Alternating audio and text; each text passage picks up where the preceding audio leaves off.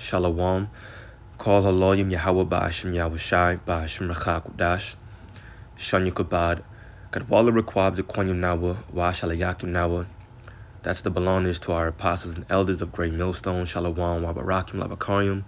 Shalayasharala. That's peace and blessings to the elect of Israel. And as always, may a double portion of the Holy Spirit be put upon all the brothers that are still offering your bodies as a living sacrifice, pushing out this word in truth and in sincerity. Check that out at the top left. The Dow is up 1.44%. Call Allah Yahweh Ba'ashem Yahushai. Not for the Dow being up, just for the number. With that being said, I wanted to speak about how we're basically seeing a shortage of shelves at these grocery stores around the globe, and specifically Babylon the Great. And the Bible talks about famine amongst other end-time prophecies, and this is one of the huge reasons or ways that we know what time we're living in and how we well understand that Yahweh Shai is returning. And so I have about 3 articles that I want to get into. Not going to read all of them, obviously. I like to keep my videos short, concise, right to the point. But I'm going to hop around and get the main points. We'll grab some scriptures, and then we'll get out here. I pray that this is edifying to the elect. We'll start off reading the first paragraph. It says, and this is from CNN, if you hoped grocery stores this fall and winter would look like they did in the before times, with limitless options stretching out before you in the snack, drink, candy, and frozen food aisles, get ready for some disappointing news. Many of the country's biggest food makers are telling grocers that they will have limited quantities of a number of their products, including items such as Rice Krispie Treats, Sour Patch Kids, some Ben & Jerry's ice cream flavors, McCormick Gourmet Spices, and Mary Calendar's Popeyes because of labor, commodity, and transportation constraints throttling supply chains, according to emails viewed by CNN and interviews with grocers. Now, as we just read, they said labor and transportation constraints throttling supply chains. They didn't actually say that there was a lack of food. And as you read different articles, and like I said, I have a few, I have 2 to 3 that I want to get into. None of them are specifically saying that there's a shortage of these items. It's really due to, and I spoke about this in my video last week, but this is an ongoing issue, so I thought it very relevant to bring this up again, especially seeing as though these articles were just written today or maybe even just a few days ago. So this one was October 10th. But with that being said, it's not really an issue of a lack of food. It's basically we don't have the truck drivers because they're saying they're tired of these harsh constraints that are placed upon them, especially due to the C-19 and the mandatory vaccinations for them. Same thing with these seafarers. They don't want to sign any new contracts because they're being stuck at sea. They can't dock, and they're like, what the heck is going on? And so we're seeing basically food not being able to be transported, especially at a significant time before it goes bad. So that's why we're seeing a shortage of these food items. It says, where am I? It says some suppliers are also telling grocers to cancel their promotions of these items and more over the holidays so products won't disappear from store shelves as quickly. These latest limits mean that stores won't have all things for all customers heading into the holidays, and shoppers may not be able to find some of their favorite products, flavors, or niche items. That's all I'm going to read on this article. I want to jump to the next one and keep this flowing. It says, here are the groceries you might be missing on store shelves. Yep. And I want to start reading at the second paragraph. Oh, check this out. It says, one silver lining, the actual food is still there. The actual food is still there. And this is exactly what I was saying. In most cases, it reads, you're not dealing with actual food shortages, but with disruptions in the supply chain, Navel says. When it comes to food imports, other factors come into play. 2/3, there goes that number, of the apple concentrate consumed in the United States comes from China. And a large and a large portion of its fish catch is shipped to China to be processed and re-exported, with Chinese ports showing a 7-day average of 206 ships waiting at ports versus 82 ships pre-COVID. Logistics for such items is likely to be inconsistent too. And this is what we mean by supply chain issues. We have the 7-day average of 206 ships waiting at ports with food versus 82 ships before the pandemic. So these are those supply chain issues. Are food shortages coming? In short, it says yes. In short, it says yes. And we know that this lines up exactly with biblical prophecy. This should actually increase our faith. There are a number of reasons for this, and yes, you guessed it, one of them is the C-19 pandemic. There are also labor shortages and supply chain issues due to a number of other problems, including climate change affecting crops and rising energy prices worldwide. As a result, you are likely to see some shortages of certain food items while shopping, though supplies may vary depending on time and location. Another article, and this was written 3 hours ago. Let me refresh the page. How's it going to go from 3 to 2? So this was written a few hours ago. Very much relevant. This article, October 12th, 8:09. You see the date? Boom, right there.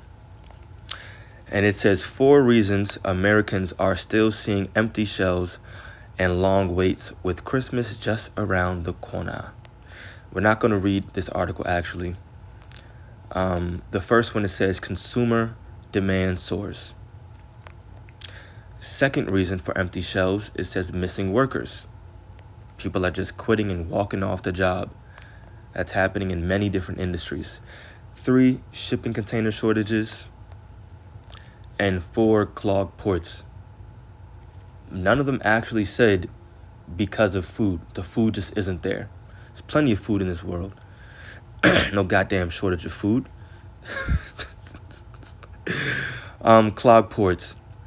We're going to read this last paragraph and then we'll grab some scriptures. It says, before C-19, global supply chains worked pretty efficiently to move products all around the world. Companies utilized a just-in-time philosophy that minimized waste, inventories, and expenses. The cost of that, of course, is that even small problems like a hurricane or a factory fire can cause disruptions, and the pandemic has caused a meltdown. While I don't expect a resolution to most of these problems until the pandemic ends, a few things could relieve some of the pressure, such as a shift away from consumer spending, and we're not going to see that because we're going into the so-called holiday season, on goods to services and increased global vaccination rates, although we know that's not going to happen.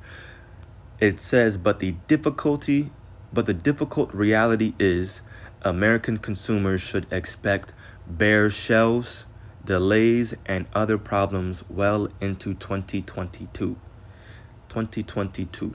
And I'll probably make this video, I'll probably entitle this right there. Expect bare or empty shelves, delays, and other problems well into 2022.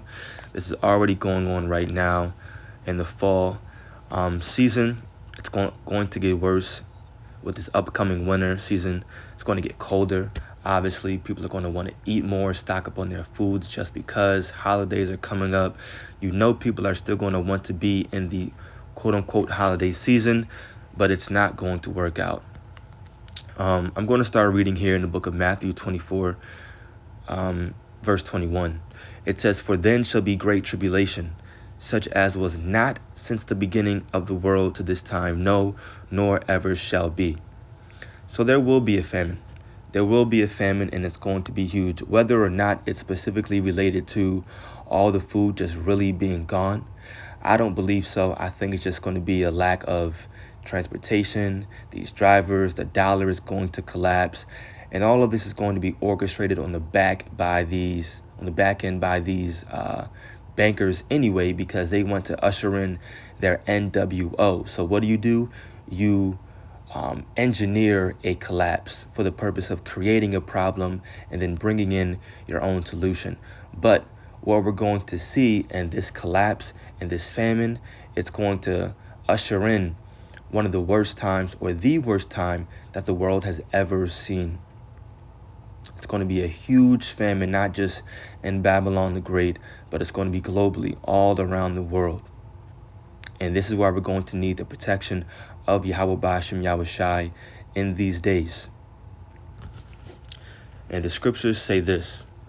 This is the book of Isaiah 65. I'll start at verse 13. Therefore, thus saith the Lord, power, behold, my servant shall eat, but ye shall be hungry. My servants shall eat, but ye shall be hungry. These are scriptures that should give us a lot of hope, and that should give us a lot of comfort in these days moving forward, knowing it's going to be a time like never was nor shall be, but the Lord said that his servants are going to eat.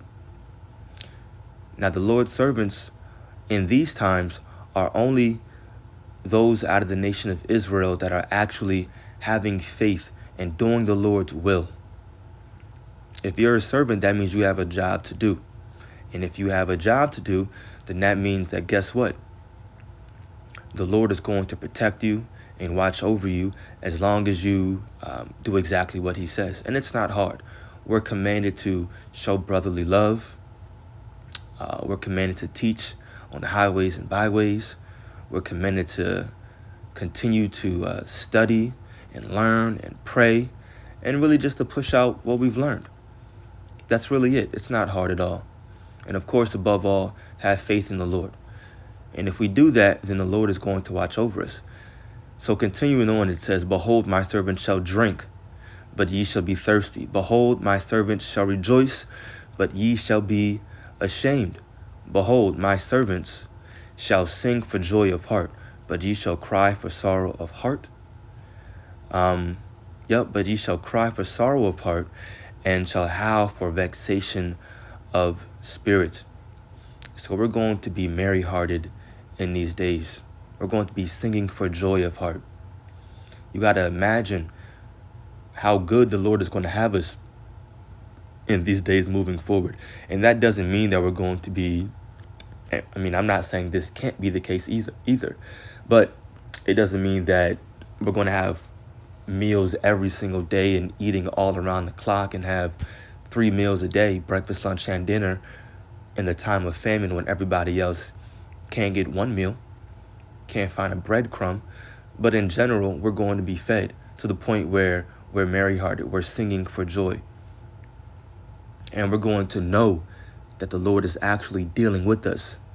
When tribulation arises and the Lord protects us, and we see other people are dying of many different ways and hungry and, can't eat, and the Lord is actually watching over us, we're going to know that the Lord is actually dealing with this. And that narrative is outlined in the book of 2 Ezra, chapter 16. We're going to start reading at verse 70. It says, for there shall be in every place and in the next cities a great insurrection upon those that fear the Lord. So not everybody. Well, we can say everybody, but we know that these top elites, they're going to come down on us Israelites hard, that are actually in this knowledge, that have this truth, because we're a threat. This knowledge that we have is a threat to their NWO. It's a threat to their society and their kingdom and what they're planning on doing. So they're going to come down hard on us because we fear Yahweh Ba'ashem Yahweh Shai. And we're preaching and ushering in Yahweh Shai's second return. Verse 71 says, they shall be like madmen, sparing none, but still spoiling and destroying those that fear the Lord. For they shall waste and take away their goods and cast them out of their houses. Then, so after all of this, after this great destruction, it says spoiling and destroying those that fear the Lord, wasting and taking their goods. So after this time of anarchy, if you will, verse 73 says, then shall they be known who are my chosen, and they shall be tried as gold in the fire. It's going to be a huge confidence booster, a huge confidence boost to be like, you know what? I know the Lord is actually dealing with me. I feel it. I'm eating. I'm protected. Imagine the level of our faith in which the Lord is going to increase in that time anyway. But just close your eyes and imagine how it's going to be. Everybody else going crazy. And that's why the scriptures say that wisdom and knowledge is going to be the stability of our times. This is why we're going to be singing for joy and leaping. And everybody else is going to be confused. And they say the confusion. Wondering why they're not eating. Wondering why their child just died. And they can't do anything about it. Knowing that they're next. It's going to be a horrible time for those that don't know and have faith in Yahweh Ba'ashem Yahweh Shai. And since I quoted it, I'll end off with that one scripture.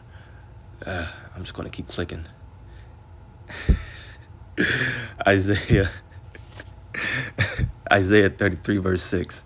And wisdom and knowledge shall be the stability of our times. Stability, meaning mentally stable. When you're stable, that means you're grounded. You're not falling. You're not going side by side. You're not wavering. And we're talking about of the mind. Wisdom and knowledge is going to keep us mentally stable, mentally grounded, sober. So stability of our times, it says, and strength of salvation, the fear of the Lord is his treasure. That's funny. It's ironic. We just read in 2 Ezra 16 that it says that Esau basically is going to come down on those that fear the Lord. But the fear of the Lord is our treasure. A treasure is something that you hold dear to yourself. You hold it dear and you stock it up. You make sure it's protected and kept safe. You don't show your treasure to everybody. It's not for everybody. You want to keep that dear to you. It's valuable. It's precious. It means something. And remember, fearing the Lord is actually a commandment.